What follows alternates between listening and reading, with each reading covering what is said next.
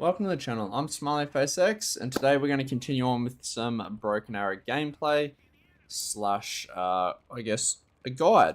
We're going to focus on the mid and late game, so we've already covered the early game and the opener in a previous video, which I'll link right now, and this kind of follows on from that. So you've just done your opener, you've done your early game, and now we're into the next part, which is mainly about attacking and defending, so we're going to get into that a little bit.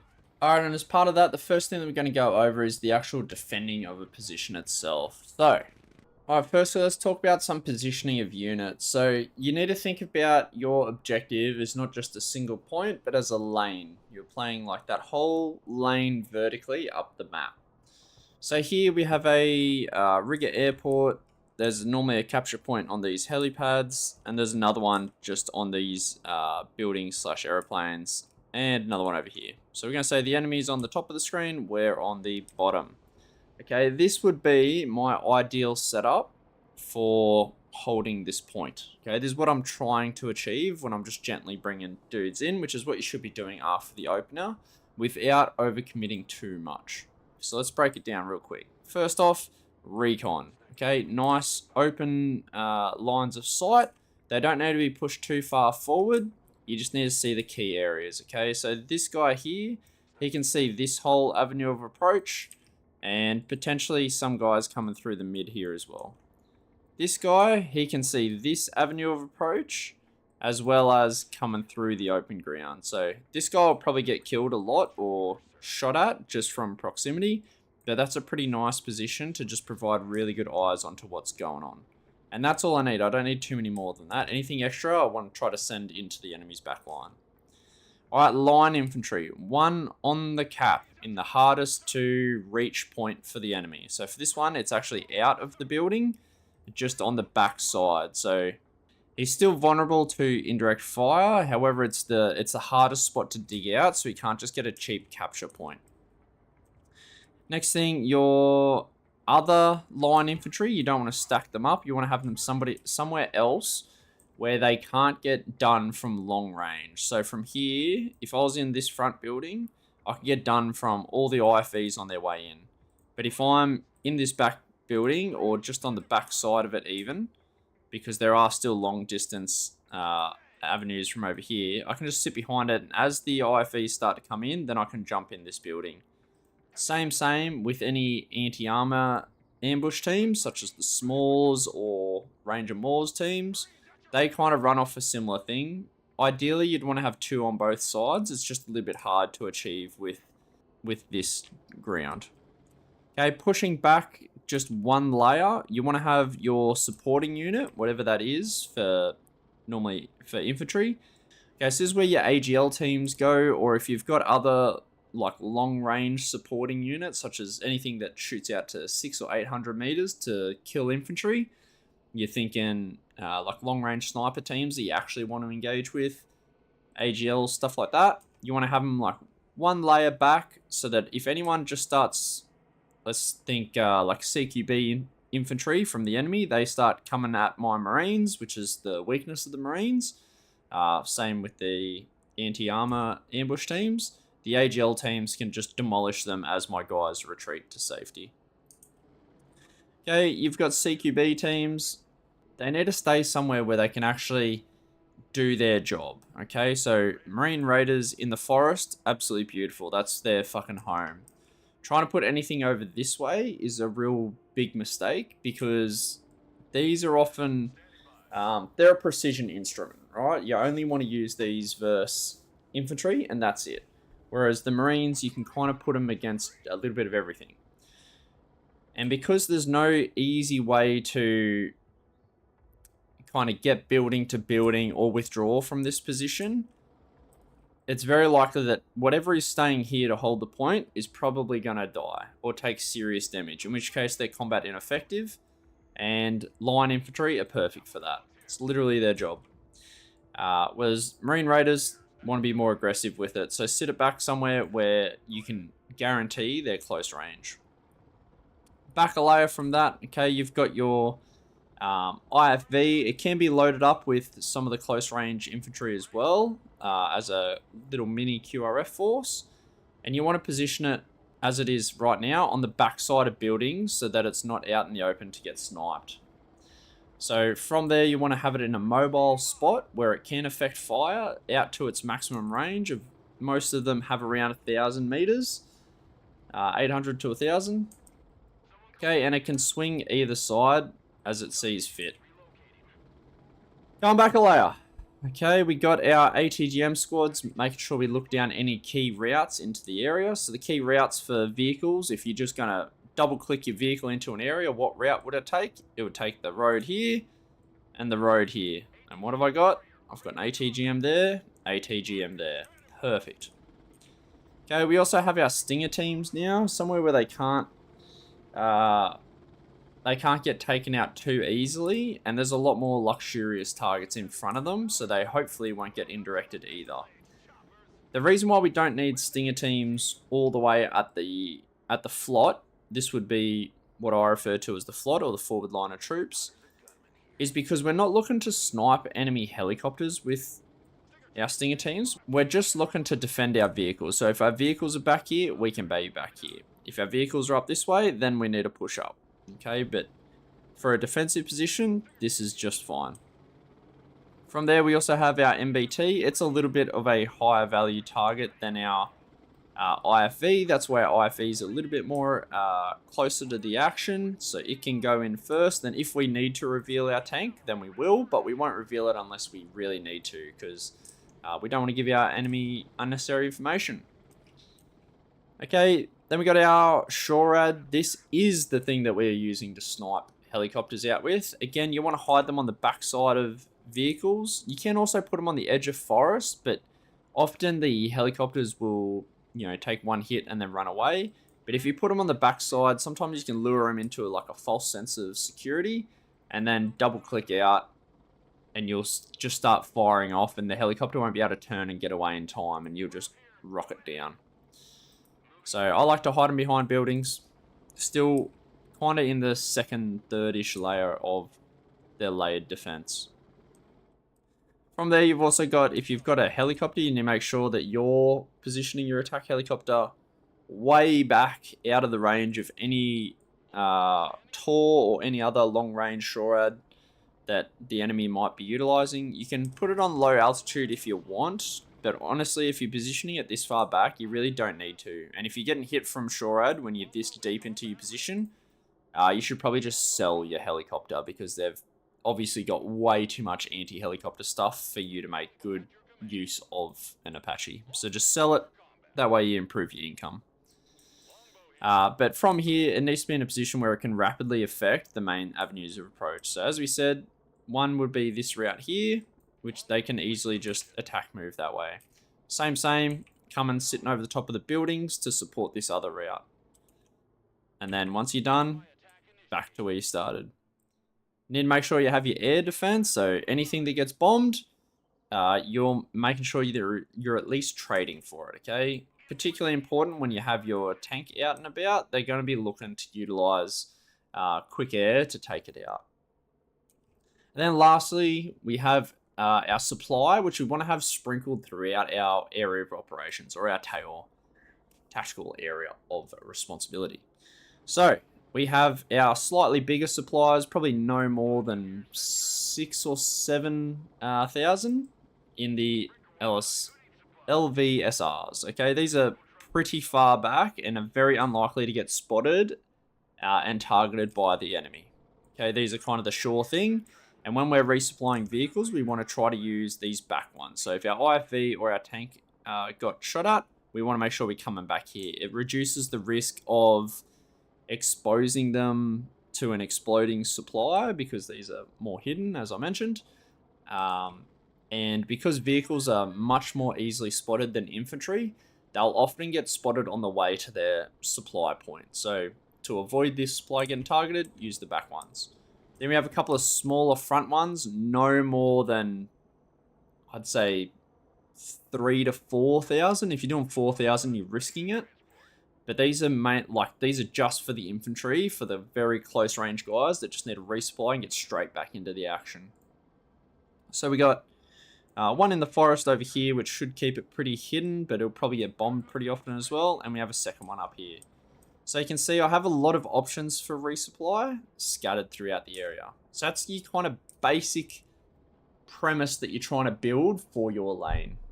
Alright, so as mentioned, you just saw the ideal layout that if I were to build up my area, that's what I'd want to achieve. However, the bare minimum that I need to hold on, okay, is 2 line infantry, a quick IFV ready to replace the Marine if he gets done by indirect or something like that, and the point's about to get captured. I can rush this in, sit it behind the building to hold that point as well. A second line infantry, because having 2 of them can do crossfires onto enemy vehicles, which can be really effective. And it also, having that space not only creates an engagement area for vehicles, but also gives you standoff to close quarters infantry as well, which can be another hassle for them.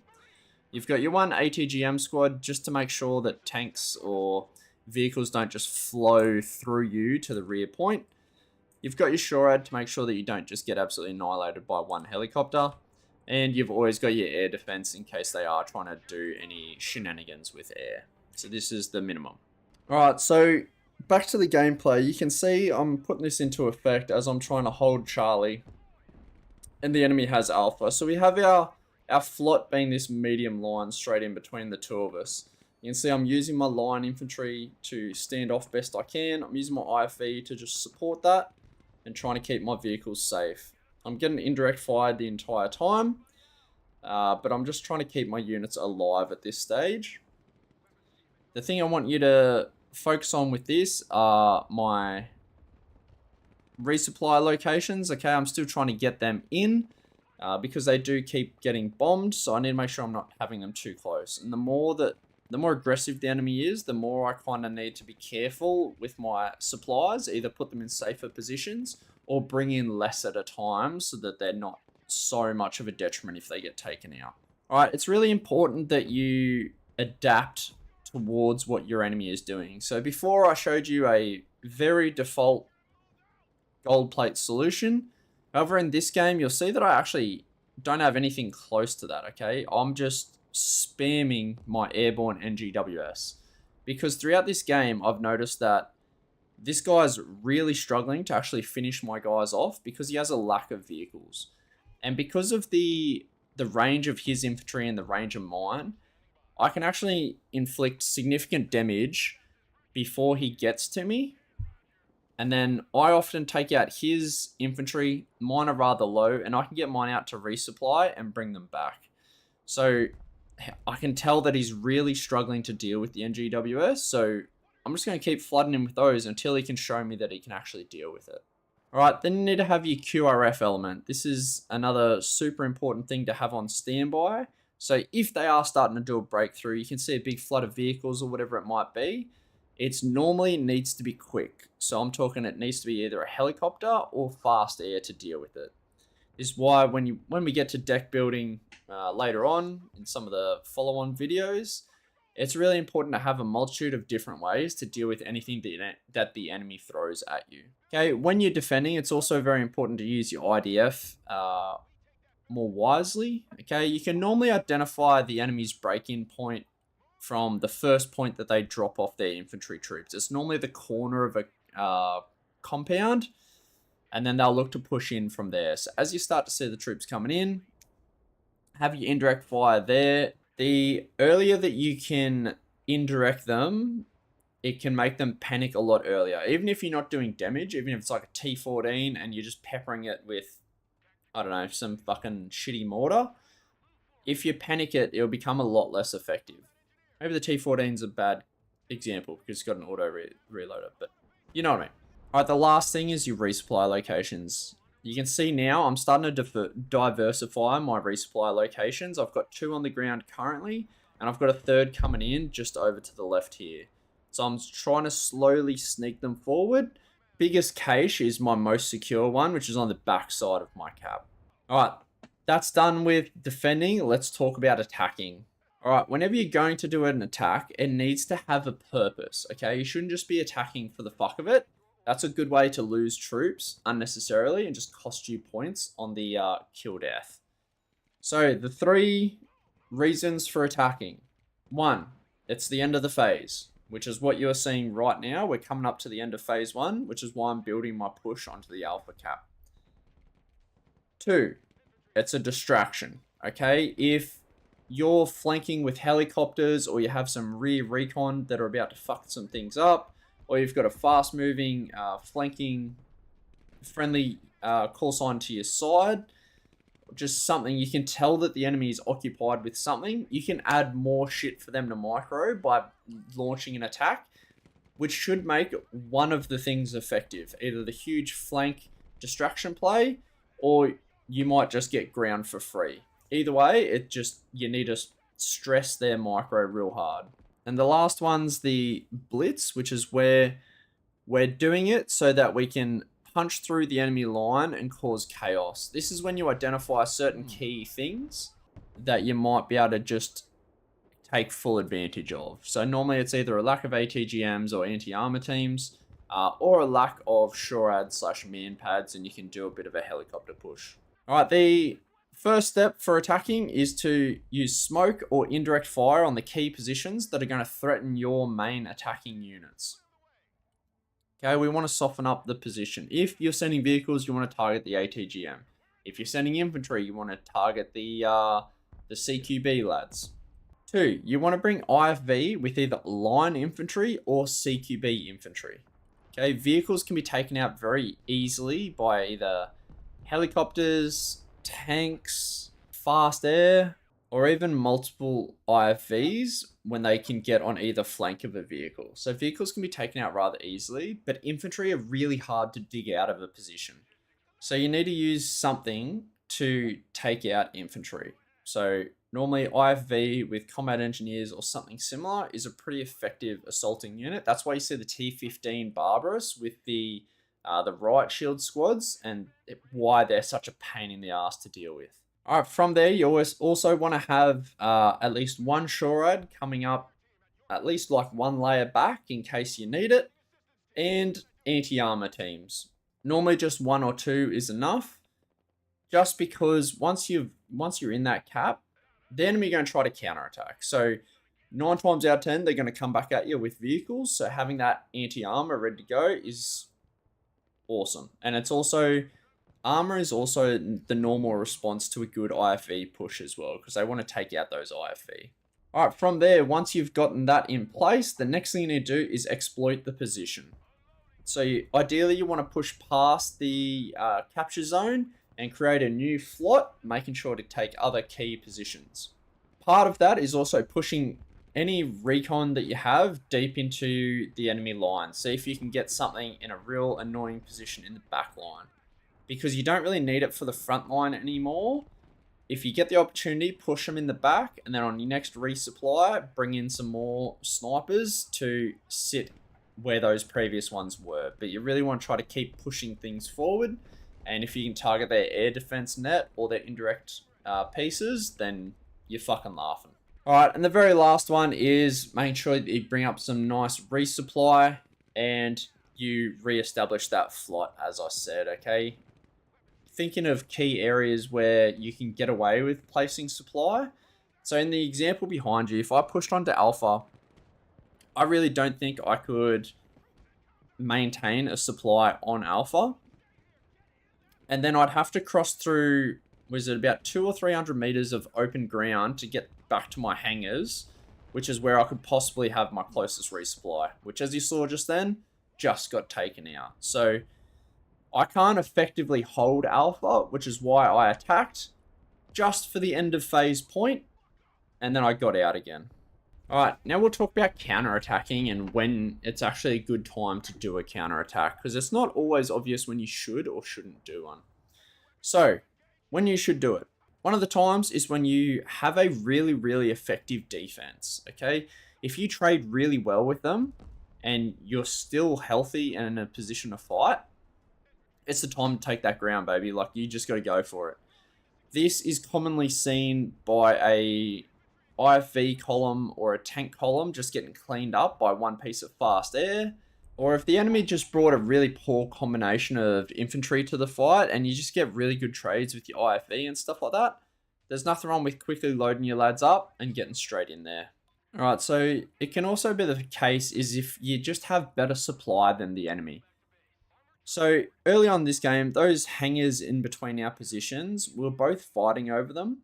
And I had supply rather close, and he just didn't. So even though we were trading pretty evenly, I could resupply better. And then as he was still retreating to get to his supply points, I could follow him up with my newly resupplied troops and gain that little bit greater of a ground onto the cap, which is what allowed me to do that push right before the end of the phase. And the last one is if you have the faster resupply. So this won't come up a whole lot, but it can. So if your enemy is using pretty poor supply vehicles or slow IFV, then it can be rather effective, especially if you're playing anything with BTRs or some of the striker lads with their strikers. You can really zoom into that resupply, and while they're cruising up with their slower moving tracked vehicles, you can get in there quicker and just take that little bit more of a ground on that resupply. And you just get that little bit more every time as long as you're trading it like kind of evenly. The goal of a counterattack is not to take the capture point. Okay, the capture point should only be worried about at the end of the phase or once you're already past it. You want to counterattack to gain key terrain within the area that allows you to easily push onto the cap when the time comes. But key terrain is normally a lot more defendable. Okay, so what should you do when you're not attacking and you're not defending? So it's just kind of a little bit of stalemate. You don't want to launch an all-out assault because either you're not ready for it or it's not the end of the phase and it's just not worth the risk. So you've got three options in this case. The most important thing when there's nothing really going on is you need to gain information. You need to figure out what the fuck is this dude actually doing. So you need to push reconnaissance assets to try to get forward to scope out what's going on. You can also throw up a drone to achieve the same thing, or you can probe the enemy just to look for weak points. As you can see, I've pushed a line infantry all the way up over the clearing onto the other building compound just to see if he could get there, and he could unharmed. So that's a potential avenue of approach that I've now identified when it is time to do my attack. And this is also the time where you can support your allies with fast air, helicopters, indirect fires, all that kind of jazz. This is the time to do it, which is what you can see me doing here. I finally got a bit of a breather. I'm only getting lightly peppered with indirect back on my main cap. And my teammate called out there's a bit of armor if anyone has anything. And it's time for me to come in with the Fighting Falcon to put in some work.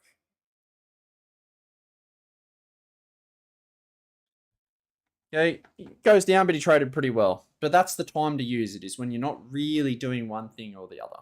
All right, so one of the most important aspects of actually playing the mid to late game of this whole game is keeping your units alive. So we're going to cover that off a little bit now. So all too often, I see people that they get into a little bit of a scrap. Their guy might be at 80% health, and they just leave him sitting there chilling. Incorrect. You should always try to resupply the lads every time they're taking any kind of damage. The main reason is their combat effectiveness just drops off a cliff. And especially once you lose one or two lads, it's normally the third, fourth dude that you lose that starts to lose your specialist weapon out of the squad, which makes them much less effective at what they're actually there to do. And at that stage, you're not getting your points value from putting them into the team, right? If they're an 85 cost line infantry unit and they're at half health, you're getting 40 points of effectiveness, but willing to give up 85 points to the enemy on KD. So it doesn't matter, it doesn't matter if it's a 4K walk for an infantry dude to get back to your nearest resupply point, and then it's a fucking 5K infill back to the front line. You do it, okay? That's what infantry are made for one thing, and they'll fucking enjoy it. But it's a good way to get you a lot more effective and a lot more bang for your buck out of some of your simple units. Just never throw anything away. It's almost never worth it. Unless you are probing with a very small force, normally only one or maybe two people. to try to probe, as we spoke about earlier. Okay, with that, it's also very important to identify avenues of approach and avenue of withdrawal routes for your troops. So how are they going to get to where you want them to get? Their key positions for them. Because all too often you see people just throwing lads into the front line. I just want old mate in this tree line, and they just click there, job's done. Incorrect. How are you going to get there? It's very important. So an example you can see here is I want infantry units in this tree line over here. I think if I can infiltrate this area, it kind of cuts off the backside of the enemy, and I can just use all my vehicles to clean up. Which is why I have an infantry staged here. I'm trying to get a pair because you should never do anything with one unit. 2 is the bare minimum. So here you can see I'm trying to get into this forward tree line. And instead of just clicking on it, you can see I'm using the low ground where I have complete control. I know I'm safe. I'm using that to approach under concealment so that I can get there without taking an ATGM hit. Okay, now my infantry. Like I said, I wanted to get them into the woodblock. There's no easy way to get there. If I go through the buildings, I definitely get spotted and I get cleaned up before I get there. So it's time for me to loop around through the green so I can actually stay hidden. And these guys will definitely get there. Sure enough, you can see it now. They're starting to come in on that area. Okay, hand in hand with that, you also need to think about your avenue of withdrawal. So where you put someone out, if they're going to be isolated and there's no way out without dying, they probably should not be there. Unless they're an observer, like a sniper or something like that. In which case, sometimes those are worth it because they have so much stealth that it's kind of fine. So on the back end of that avenue of withdrawal route, wherever it might be, that's where you want to have a resupply point if you can. Okay, so think about your way in, think about your way out, and where's the safest possible point to put a supply. That's potentially an ideal position, and that could create that area. It could turn that area into a key terrain that you need to have. All right, so we're going to talk about positioning now and how this can help keep our units alive. So as I spoke about before, keeping your units just behind the buildings if you don't want them to engage at long range is super important, such as the Smalls team and the Marines team.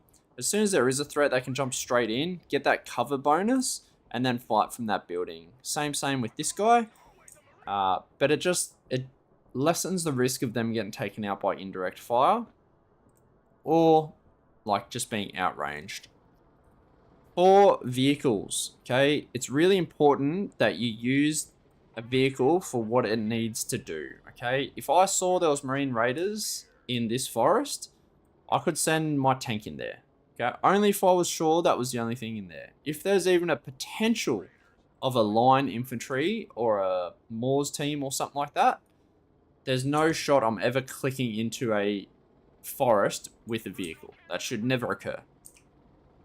But what you can do, if they were to try to attack my point right now, I just want to try to sit around somewhere at the kind of back end or the top end of my effective range so that they're not engaging me with their rockets. Normally you want to be at least like 400 to 500 meters away. I don't think there's many rockets that shoot out to 600 meters. I think Moors go to 5. So you want to kind of keep that level of distance away from the infantry and just pepper them as you see fit from there. Same goes for the tank. You don't want to just run him in because he has armor, he'll be right, lol. That's not how it works. It's a good way to throw away 300 points for fucking nothing. So normally attack moves is the way to go so that it'll fire its round without getting too close to the enemy. Lastly, let's talk about some micro tips, okay? These are things that you can do that can help you as you're moving your units, so you're not sitting there like a fucking StarCraft player, like just putting autism into the fucking world. Okay, you can make the life real simple for you, and it all starts with the shift button. Alright, so let's talk about infantry. You got 2 options, okay? You've got move, you got attack move. Pretty straightforward. So if this guy's getting bombed, if I see indirect coming, it's almost always going to hit this guy or one of my supply points. Okay, so as I see it come in, the first thing I need to do, he's going to take damage, and we've already spoken about keeping our lads alive. So click a building, shift into the next one that's near our resupply, or if the resupply is just on the ground, just click next to it. Okay, as soon as you're out of the building, hit the sprint button. Don't worry about him until afterwards. Okay, when you're now bringing dudes in to hold their positions to make sure that it's not a weakness. Okay, when you do get a breather, then it's time to bring him back. Once he's resupplied, you can right click on the supply point, and that will make sure that he fully tops up. Hold shift again and get him back to wherever he needs to be. You can building hop as well. That keeps him a little bit safer because it's easier to drop line of sight, so you can lose observation. He'll just do his business for the next 2 to 3 minutes, and you don't have to worry about it. That's job done. This is particularly important, especially when it comes to clearing forests with infantry lads. So for a lot of them, you don't want to be walking through forests. You want to be attack moving through, especially for some of the units that require you to stand still with your weaponry. Okay, a good example of this is the airborne NGSW. Okay, they have 2 light machine guns that can only be used if they're stationary. So it's really important that when you're clicking around, you're trying to, do you want to move there and move there quick, in which case you should probably time it with the sprint, or are you looking to fight? And if you're looking to fight, it's always should always be an attack move. So here I could attack move to the end, hold shift, click into the next forest, clear it, regular click, clear it, and then we take that forest.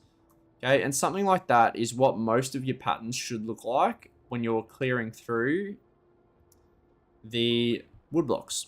It's a little bit more fiddly with building to building because attack moving kind of works different ways.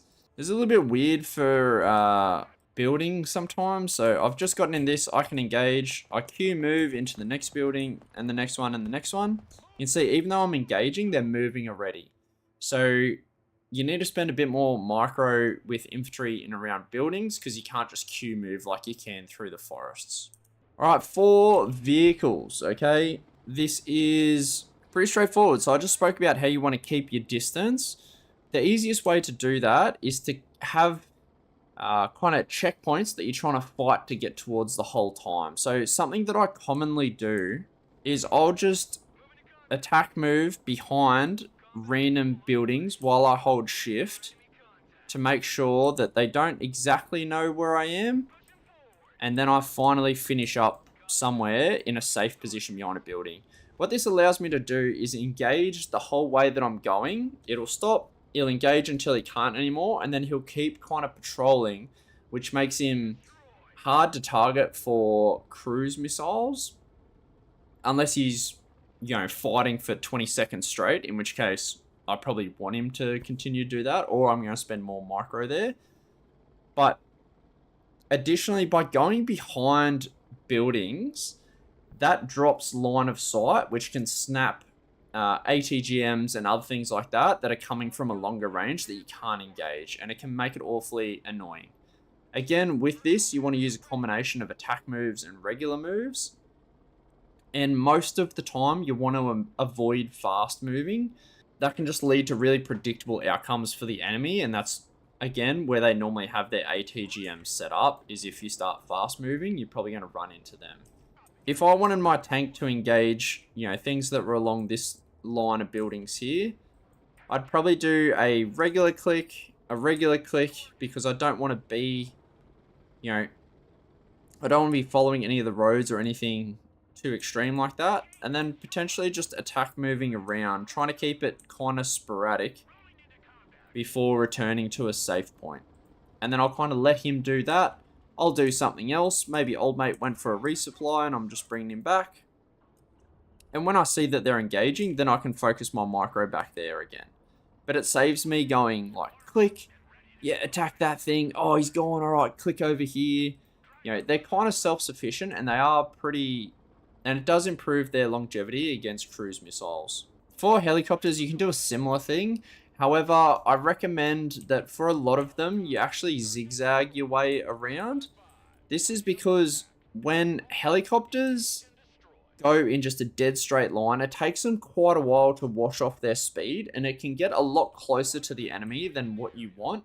Sometimes even into their auto cannon ranges or closer to the enemy shorad. So doing just a bit of zigzagging does help slow the chopper down just a little bit so he can engage at exactly the right ranges that you want.